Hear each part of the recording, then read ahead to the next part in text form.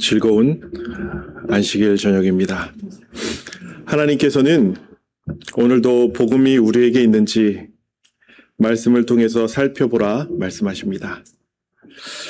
바울은 데살로니가에 있는 교인들에게 이러한 말씀을 남기므로 참 복음이 정말 우리 안에 있는지 확인할 수 있게 합니다. 다 같이 한번 읽도록 하겠습니다. 시작.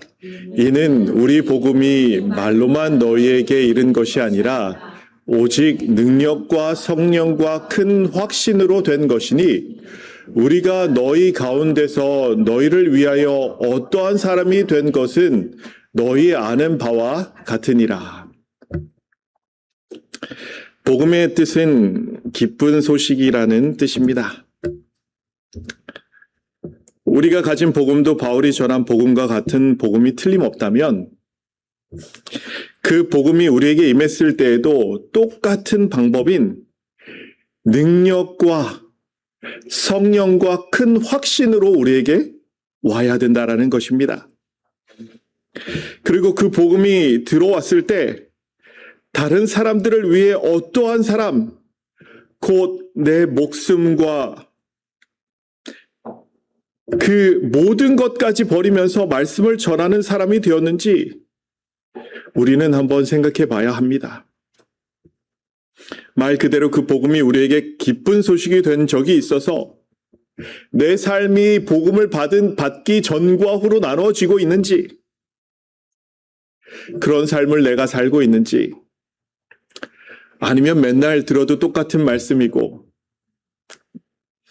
좋은 말씀 들을 때는 마음이 좀 좋은데 내 삶은 전혀 변화가 되지 않고 있다면 우리의 삶은 무엇인가 잘못 흘러가고 있는 것입니다.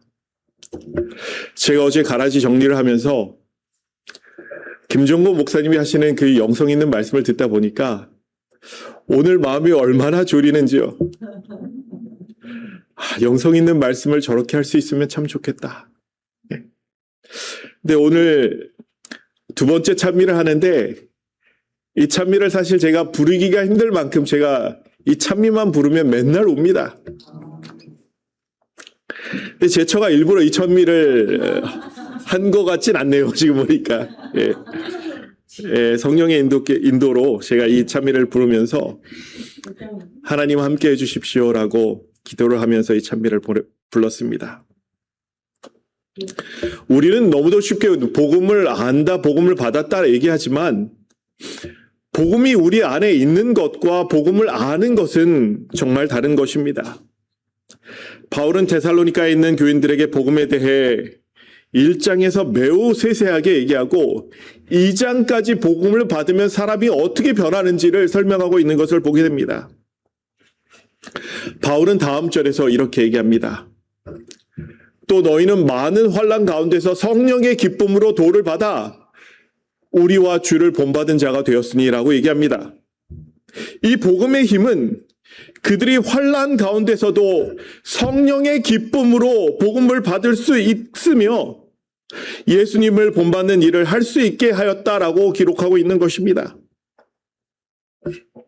다시 얘기해서 복음은 능력이 있으며 우리가 복음을 받아들였을 때 처한 환경과 상관없는 능력이 우리의 삶의 변화를 가져다 준다는 것입니다. 그것이 참 복음이라 얘기하고 있는 것입니다.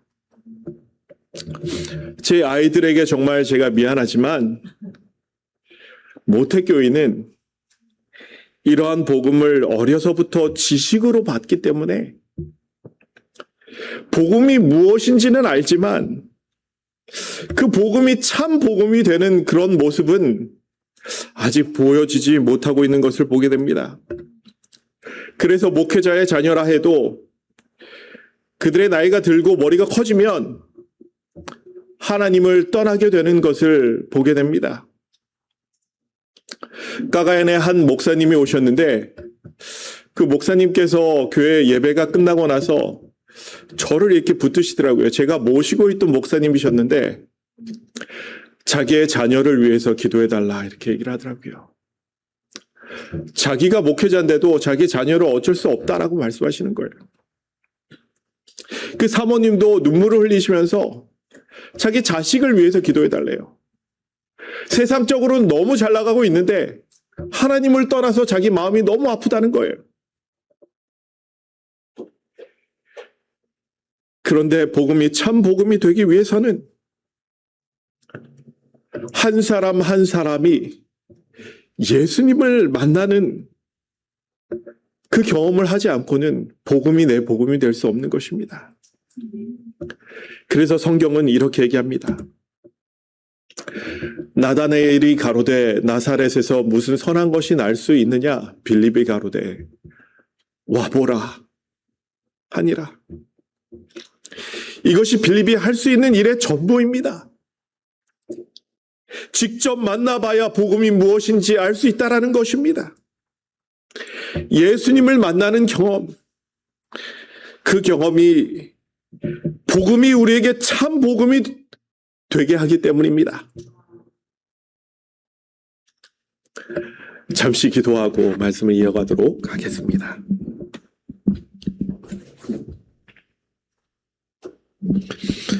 하늘에 계신 우리 아버지,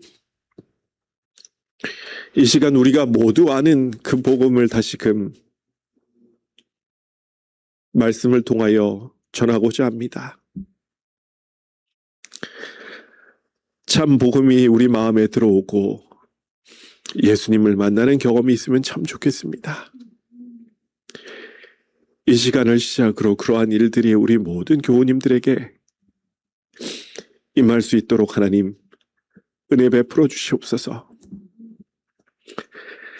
은혜가 많으신 예수님 이름으로 기도합니다. 아멘. 바울은 데살로니가전서 1장에서 계속해서 이렇게 얘기합니다.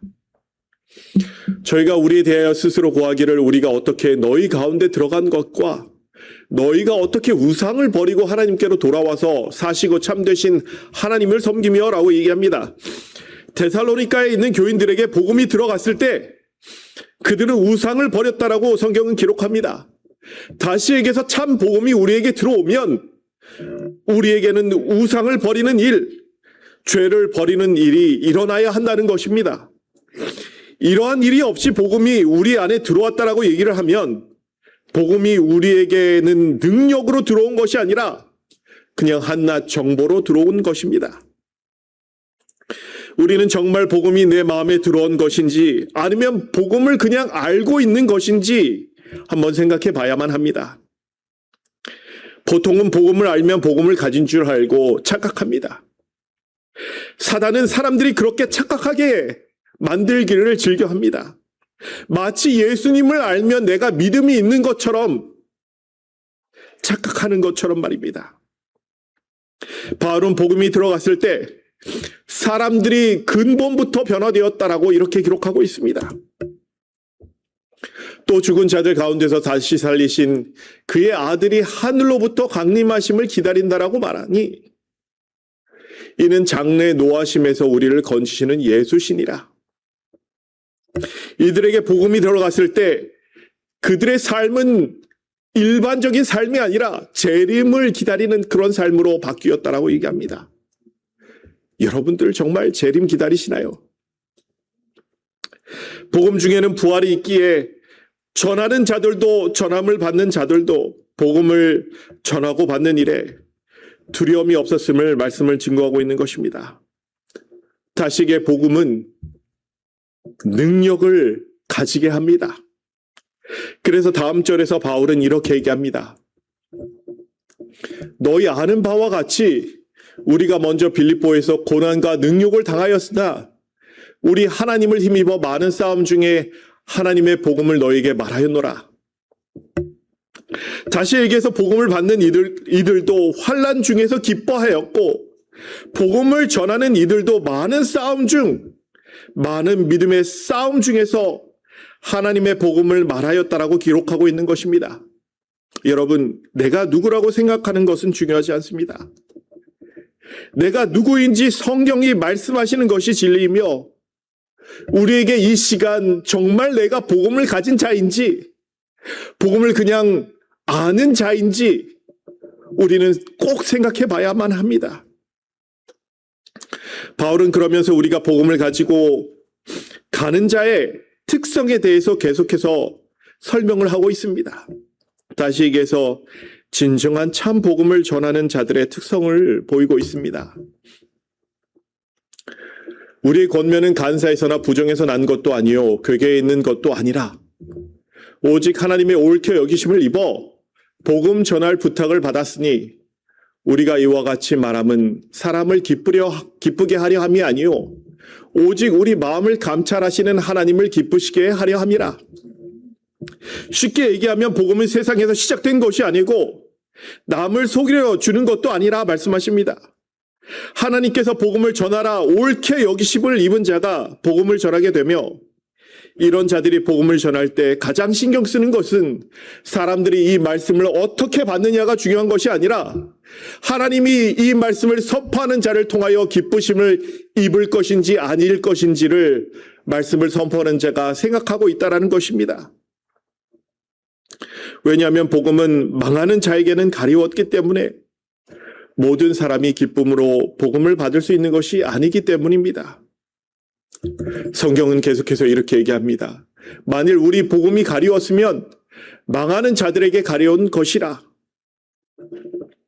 쉽게 얘기해 복음은 모든 사람들을 기쁘게 할 수 없습니다. 매일 선포되는 말씀들이 우리에게 기쁨을 주고 즐거움만을 준다면 그 말씀은 무엇인가 잘못된 말씀인 것입니다. 그래서 예수님께서는 제자들에게 이렇게 당부하셨습니다. 모든 사람이 너희를 칭찬하면 화가 있도다. 저희 조상들이 거짓 선지자들에게 이와 같이 하였느니라.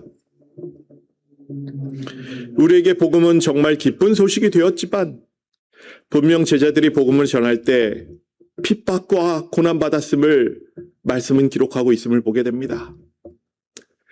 다시 얘기해서 복음이 가끔은 우리 마음에 들어올 때 우리 마음이 아픔과 찔림으로 있어야 한다는 것입니다. 그럼에도 전에 얘기했듯이 진실한 복음을 가지고 있는 자들의 특성은 복음 전하는 일에 목숨을 아끼지 않는다는 것입니다. 싫은 얘기를 들어도 그 얘기를 해야 한다는 것입니다. 저도 우리 모두가 복음을 가지고 있는 자들이라고 얘기하면 참 좋겠습니다. 우리가 복음이 없다라고 얘기하는 것이 어떻게 보면 평생 신앙을 한 우리에게 상처가 될 수 있기 때문입니다. 하지만 복음 전하는 자들은 이렇게 얘기합니다. 우리가 이같이 너희를 사모하여 하나님의 복음으로만 아니라 복음만 주는 것이 아니라 우리 목숨까지 너희에게 주기를 즐겨함은 너희가 우리의 사랑하는 자 됨이니라. 하나님께서는 독생자를 주시며 독생자의 목숨을 주시며 우리에게 복음을 주셨는데 저는 누가 규진이의 목숨을 달라고 하면 싫다고 할 것입니다. 나는 내가 대신 죽으면 죽었지 우리 아들의 목숨은 절대로 줄 수 없다라고 얘기할 것입니다. 복음 전하는 자들은 자기의 목숨을 주기까지도 복음을 품고 있지 못하는 것입니다. 내가 복음을 전하지 않는다면 어쩌면 그 복음이 내 안에 아직 역사하지 않은 것이 아닌가 생각해 봐야 된다는 것입니다. 어떤 장벽도 복음을 가진 자를 멈출 수 없고 가릴 수 없습니다.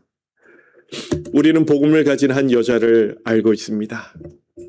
여자가 물동이를 버려두고 동네에 들어가서 사람들에게 이르되 나의 행한 모든 일을 내게 말한 사람을 와보라. 이는 그리스도가 아니냐 하니 그에게 복음이 들어갔을 때 그는 더 이상 창피함도 사람들을 만나기 싫어하는 그 마음의 벽도 그녀에게 문제가 되지 않은 것입니다. 나누지 않고는 견딜 수 없는 이 기쁨을 느낀 적이 없다면 우리는 복음을 가진 자가 아니라 그냥 복음을 아는 자일 수 있는 것입니다. 더하여 복음을 가진 자의 태도에 대해 바울은 이렇게 얘기하고 있습니다. 너희도 알거니와 우리가 아무 때에도 아첨의 말이나 탐심의 탈을 쓰지 아니한 것을 하나님이 증거하시느니라. 복음을 전하는 일은 하나님을 기쁘시게 하는 일이기에 사람의 감정을 살피는 것이 아니라 하나님의 마음에 집중하고 하나님께서 그 영혼에 대해서 안타까워하시는 그 마음을 바라보기에 아첨하는 말이나 그 상대방의 기분을 살피지 않는다는 것입니다. 생각해 보시기 바랍니다. 예수님을 만났던 사마리아 여인이 복음을 전할 때 그 사람들의 상황을 살피거나 그들의 감정을 살폈을까요? 그들이 나에 대해서 생각하는 그 생각을 살폈을까요? 베드로와 요한이 공중 앞에서 예수님에 대해서 얘기를 할 때 바리새인들이나 사두개인들의 감정을 살폈을까요? 아닙니다. 참 복음을 전하는 자들과 그 참 복음을 듣는 사람들은 성령께서 역사하시기 때문에 그들이 복음을 전하는 일은 너무나도 자연스럽게 이 일이 일어나는 것입니다. 사람들은 복음을 전하는 것도 계획해야 한다고 얘기합니다. 어떤 매개체가 있어서 어떤 건강 기별과 함께 전해야 한다라고 얘기합니다. 다른 사람들의 기분과 시간도 살펴야 한다고 얘기합니다. 건강 기별 자체가 복음이 될 수 없습니다. 요리 교실 자체가 복음이 될 수 없습니다. 우리는 수십 년간 이러한 매체들을 통해서 전하려고 했지만 우리 교회는 매일매일 비어만 가고 여러분들이 아시는 것처럼 부흥은 없었습니다. 성령이 우리 마음을 전하지 않고는 견딜 수 없게 합니다. 참 복음이 우리의 삶을 아직 바꾸지 않았기 때문에 교인의 삶은 살게 하였지만 우리의 삶은 전적으로 바뀌지 않았던 것입니다. 사마리아 여인이 참 복음을 그가 가지고 있었을 때 그 여인이 전하는 복음에 사람들은 순종하였다라고 이렇게 반응하였다라고 성경은 기록하고 있습니다. 저희가 동네에서 나와 누구에게로 갔다고요? 예수께로 갔다라고 얘기하는 것입니다. 참 복음이 그들에게 전해졌을 때 참 복음이 전해지면 사람들의 삶은 어디를 향하게 되냐면 더 이상 세상을 바라보지 않고 예수님을 바라보게 한다는 것입니다. 여러분의 삶은 오늘 얼마나 몇 번이나 예수님을 기억하고 바라보셨는지요? 참 복음의 삶은, 참 복음을 가진 사람들의 삶은 예수님께로 나아가지 않을 수 없는 것입니다. 우리는 가끔 재정 문제를 얘기하지만 바울은 이렇게 얘기합니다. 형제들아, 우리의 수고와 애쓴 것은 너희가 기억하리니 너희 아무에게도 누를 끼치지 아니하려고 밤과 낮으로 일하면서 너희에게 하나님의 복음을 전파하였노라. 그의 일이, 그의 돈과 재정의 문제가, 그의 시간의 문제가 전혀 문제되지 않았다라는 것입니다. 우리는 가끔 얘기합니다. 먹고 살기가 바빠서, 애들 학교 보내야 해서, 애들 키워야 하니까, 밥하고 설거지하고. 근데 사실 우리가 복음을 전하지 않는 이유는 그런 것이 이유가 될 수 없다라고 성경은 얘기하고 있는 것입니다. 참 복음이 있는 자들은 복음을 전하게 되는데 그 복음을 전할 때 필요한 돈은 전혀 문제가 되지 않았다라고 바울은 얘기하고 있는 것입니다. 제가 저희 아이들에 대해서 가끔 자랑을 하는데요. 저희 필리핀에서만 제가 좀 팔불출이 돼서 이제 아이들에 대해서 자랑을 하는데 자랑하는 것이 저에게 힘이 들까요? 저에게 기쁜 소식이기 때문에 그 기쁜 소식을 사람들에게 알리는 일은 전혀 힘든 일이 아닌 것입니다. 제가 처음 예수님을 만났을 때도 똑같은 상황이었어요. 예수님을 만나니까 이 예수님을 전하지 않고는 견딜 수가 없는 거예요. 그 전에 있던 그 아떼가 제 생활이 어떠하였는지를 다 아는데 제가 갑자기 예배드리자라고 하니까 얼마나 당황하던지 그 얼굴을 제가 지금도 잊을 수가 없습니다. 근데 하루 이틀 진실되게 말씀을 전하는데 제가 말씀을 알아서 전했을까요? 아니요. 알지 못하면서도 말씀을 전하고 있는 제 자신을 보게 됩니다. 그러다 보니 성령께서 역사하시고 한 말씀 한 말씀 가르쳐 주시면서 지금은 그렇게 틀리지 않는 말씀들을 전할 수 있게 하신 것입니다. 제가 참 생각나는 기억절이 있는데 시장에서 사서 먹는 거는 묻지 말고 먹으라는 말씀이 있어요. 그래서 제가 어떻게 가르쳤냐면 그대로 가르쳤어요. 야, 시장에서 사는 거는 그냥 다 먹어. 얼마나 잘못 가르치는 거예요. 그렇죠? 그렇게 말씀을 모르는데도 말씀을 전하지 않고는 구원의 기쁨을 전하지 않고는 견딜 수 없는 것입니다.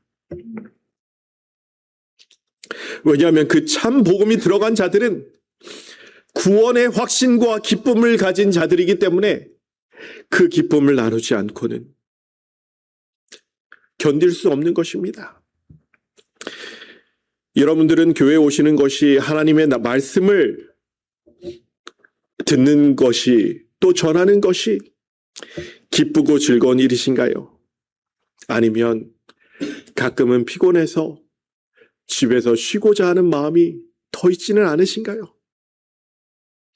복음은 말씀을 공부하게 하고 복음은 하나님께 간구하게 하며 복음은 우리로 불타오르게 하고 복음은 내 모든 것을 하나님께 드리게 하는 능력이 있다는 것을 여러분 기억하셔야만 합니다. 속상한 말씀이지만 말세에 이런 사람들이 많아질 것이라고 성경은 기록하고 있습니다. 경건의 모양은 있으나 경건의 능력은 부인하는 자니 이와 같은 자들에게서 내가 돌아서라. 이 말씀에서 경건의 능력은 부인하는 자라 하셨는데 여기서 부인하는 자는 아르네오 오마이라는 단어로 거절하다, 부인하다, 하다라는 뜻이고 여기서는 완료 분사로 그 일이 이미 거절한, 부인한, 인정하지 않는 자로 결과로 끝난 상황을 얘기하는 것입니다. 다시 얘기해서 경건한 모양은 있으나 그 경건에서 나오는 능력은 온전하게 거절한 사람들에게서 너희가 떠나라라고 얘기하는 것입니다. 여러분, 우리는 이런 사람이 정말 되면 안 됩니다. 또한 말씀에서 이 같은 자들에게서 내가 돌아서라라고 하시는데 이 뜻은 이러한 사람들을 계속해서 멀리하라는 말씀이십니다. 말세는 거룩해 보이나 그 거룩한 능력을 체험하지도 않기로 작정한 사람들이 많이 있다라는 것입니다. 성령이 있다라고 얘기하지만 성령의 능력을 체험하지 않은 재림교인들도 많이 있습니다. 예수님을 만나면 내 삶이 온전하게 변할 것을 알지만 예수님을 만나기를 주저하고 거절한 사람들이 있다는 것입니다. 복음이 무엇인지는 알지만 복음을 경험하기에는 주저하는 재림교인들도 많이 있다는 것입니다. 그런데 정말 큰 문제는 그냥 그렇게 살기로 마음을 굳혀버리는 것입니다.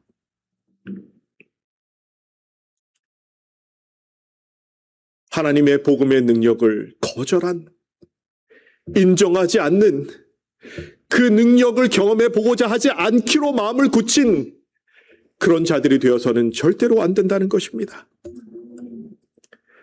복음에 대해 바울은 이렇게 얘기합니다. 내가 복음을 부끄러워하지 아니하노니 복음을 전할 때 부끄럽지 않았다는 거예요. 이 복음은 모든 믿는 자에게 구원을 주시는 하나님의 능력이 됨이라. 복음이 능력이 되었다라고 얘기하는 거예요. 나에게 복음이 있었을 때 그 복음이 나의 삶을 변화시키는 그 능력이 있었다라고 바울은 얘기하고 있는 것입니다. 하나님의 말씀은 힘이 있습니다. 우리가 하나님 안에서는 그분을 믿고 따르며 그분의 능력을 체험해야 하는데, 경건의 능력은 있으나, 경건의 모양은 있으나 그 능력은 거절하는 사람들, 그런 사람들이 말세에 많은데 우리는 그런 사람들이 되어서는 안 된다 말씀하시는 것입니다. 이 경건의 능력을 부인하는 자에 대해 바울은 이렇게 설명하고 있습니다. 저희 중에 남의 집에 가만히 들어가 어리석은 여자를 유인하는 자들이 있으니 그 여자는 죄를 중히 지고 여러 가지 욕심에 끌린 바 되어 항상 배우나 마침내 진리의 지식에 이를 수 없느니라. 이들은 여러 가지 욕심에 끌려다니는 사람들입니다. 우리가 눈여겨볼 것은 이들도 항상 배우는 사람들이라는 것입니다. 말씀을 보고 진리의 말씀을 들으며 어쩌면 똑같이 즐거워하고 마음에 감화를 받는 사람들이라는 것입니다. 문제는 그러면서도 자신의 욕심은 버리지 않았기 때문에 결국 이들의 경건의 능력은 온전히 거절한 사람들이 되어 진리의 지식에 이를 수 없다 말씀하십니다. 아무리 우리가 진리의 말씀을 배워도 아무런 의미 없이 된다는 것입니다. 여러분, 만약 우리가 이런 경건의 능력을, 복음의 능력을, 말씀의 능력을 부인하고 있다면 이제는 성령의 능력을 우리 삶 속에 경험해야만 합니다. 바울은 이렇게 얘기합니다. 정말로 너희가 주 안에서와 그 힘의 능력으로 강건하여지고, 우리가 강건하게 되기 위해서는 예수님 안에서 그분의 힘의 능력이 필요하다라고 얘기합니다. 우리가 능력 없는, 하나님의 능력 없는 신앙을 하고 있다면, 우리의 삶을 신앙이 바꾸고 있지 못하다면 우리는 능력 없는 신앙을 하고 있다라는 얘기입니다. 바울은 이어서 두 사람의 실병을 거론하면서 언젠가 우리가 누구인지 드러나게 된다 말씀하고 계십니다. 얀네와 얀브레가 모세를 대적한 것 같이 저희도 진리를 대적하니 이 사람들은 그 마음이 부패한 자요 믿음에 관하여는 버리운 자들이라. 그러나 저희가 더 나아가지 못할 것은 저 두 사람의 된 것과 같이 저희 어리석음이 드러날 것임이니라.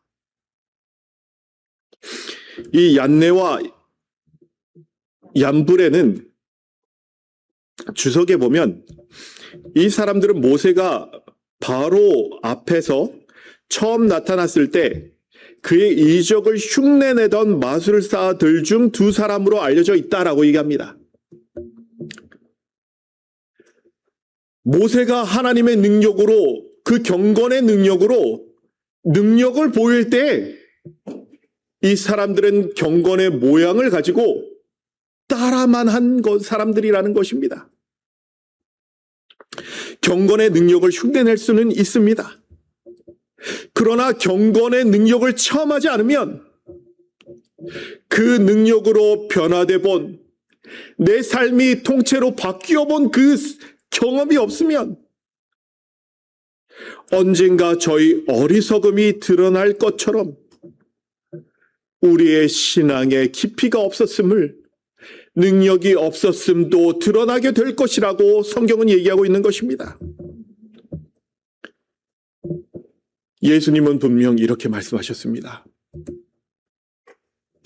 손에 키를 들고 자기의 타작마당을 정하게 하사 알곡은 모아 곳간에 들이고 쭉정이는 꺼지지 않는 불에 태우시리라. 쭉정이도 알곡도 보기에는 비슷합니다. 하지만 쭉정이는 그 안에 생명이 없으며 예수님의 능력이 없는 사람들입니다. 예수님께서 말씀하셨던 그 일이 곧 일어나게 될 것입니다. 요셉의 환란이 오고 말세의 징조들이 보였을 때 수많은 쭉정이들은 나가 떨어질 것입니다. 하나님의 능력이 없는 자들, 그 경건의 능력을 체험해 보지 못한 자들은 결국 주정이처럼 그 힘든 시기를 견디지 못하고 민수기 21장에 나와 있던 그런 사건들이 일어나게 되면 하나님을 배반하고 떠나가게 된다는 것입니다. 평생을 재림교인으로 살면서 재림을 기다리지 않고 평생 동안 성령을 공부하면서 성령의 역사를 맛보기를 주저하면서 그리스도의 선하신 복음을 들으며 그 복음이 나에게 기쁨의 능력이 된 적이 없다면 지금 우리는 어떠한 신앙을 하고 있는 것인지, 우리가 그 복음을 전하고 있지 않다면 도대체 우리는 언제 이 복음을 전하게 되는 사람들이 될지 우리는 스스로에게 물어봐야만 합니다. 왜냐하면 그러한 모든 증거가 내게 참 복음이 없다라는 증거이기 때문입니다.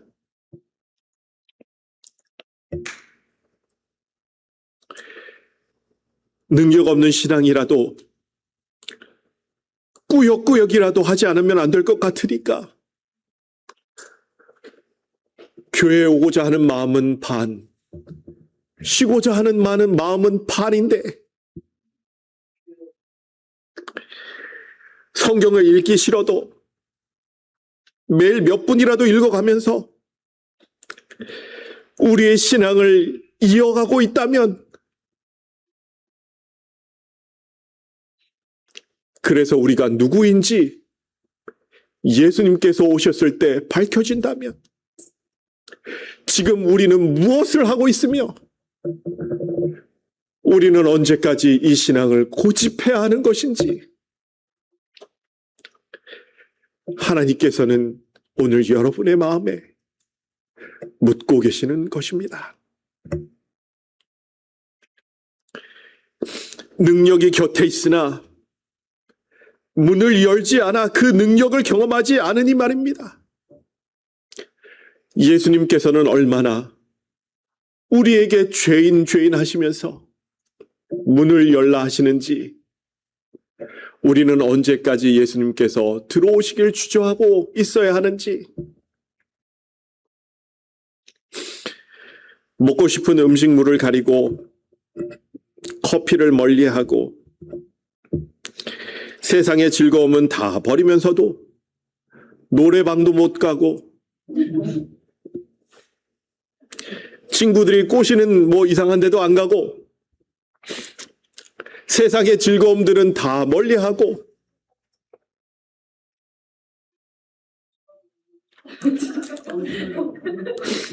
세상의 즐거움은 조금이라도 이상하면 다 버리면서 경건한 능력의 즐거움은 느껴보지 못하고 가지지 못하고 있다면 이 신앙은 얼마나 불쌍한 신앙인가요? 세상에서 가장 불행한 자들이 예수 곁에 있었으나 결국 예수를 판 가롯 유다와 같은 사람들이 아닐까요? 예수님은 오늘도 우리에게 이렇게 초청하십니다. 너는 어서 속히 내게로 오라. 예수님께서 곧 오실 것입니다. 제 아들이 저에게 이런 질문을 하더라고요. 아빠, 말세의 징조 중에 전 세계적인 온역은 났는데 왜 기근이랑 지진은 빨리 안 나? 전 세계적인 지진, 전 세계가 한 번에 경험하는 그런 기근이 곧 올 것입니다. 근데 우리가 그것을 기다릴 만큼 단단한 신앙을 하고 있다면 예수님께서 왜 그런 징조들을 빨리빨리 안 주실까요? 확실한 것은 그러한 일들이 올 것이고 기록되어 있기에 그 일은 분명히 일어날 것입니다. 온 세상의 왕들과 지주자들과 방백들이 일어나서 산에게 얘기하며 나에게 떨어지라 얘기할 때 그들이 두려워 떨면서 이 일이 왜 일어나는지 알지 못할 때 우리는 새 천사의 기별을 가지고 일어나야 되는 시간이 곧 왔는데 나에게 복음이 없어서 그 말씀을 전할 준비가 되어 있지 않다면 우리는 지금 무슨 일을 하고 있는 것입니까? 예수님께서 곧 오실 것입니다. 그리고 우리에게 이렇게 이야기하실 것입니다. 나의 사랑하는 자가 내게 말하여 이르기를 나의 사랑 나의 어여쁜 자야 일어나서 함께 하자. 나의 사랑은 술라비 여인에게 항상 말씀하시는 명칭입니다. 나의 어여쁜 자야라고 얘기할 때는 흠없는 자야라는 말씀과 같은 말씀입니다. 일어나서 함께 가자라고 분명 말씀하실 것입니다. 겨울 같은 힘든 시간도 지나고 비도 그쳤고 지면에는 꽃이 피고 새의 노래가 할 때가 이르렀는데 반구의 소리가 우리 땅에 들리는구나 라고 말씀하시면서 이제 내가 너에게 약속한 그 땅으로 가자라고 예수님께서 여러분들을 초청하실 것입니다. 이때 우리는 내가 주를 기다렸다라고 내가 주의 참 복음으로 매일매일 즐거움으로 주를 전하였다고 그렇게 말할 수 있는 참 복음을 가진 참 그리스도인들이 되시기를 또한 제가 그렇게 살 수 있기를 예수님의 이름으로 기도하며 말씀을 드립니다.